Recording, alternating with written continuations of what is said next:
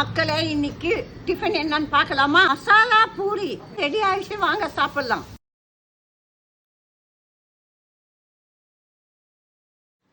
பூரிக்கு உருளைக்கிழங்கு மசாலா ரெடி ஆயிடுச்சு. மதிய சாப்பாட்டுக்கு சொரக்காய் பருப்பு போட்டு கூட்டு ரெடி ஆயிடுச்சு. கொள்ளு ரசம் ரெடி ஆயிடுச்சு, பாக்ஸ்ல பரிமாற போறோம். உருளைக்கிழங்கு சாப்பிடாத 2 கஸ்டமருக்கு பீன்ஸ் பொரியல் ரெடி ஆயிடுச்சு, பாக்ஸ்ல பரிமாற போறோம். உருளைக்கிழங்கு மசாலா ரெடி ஆயிடுச்சு, பாக்ஸ்ல பரிமாற போறோம்.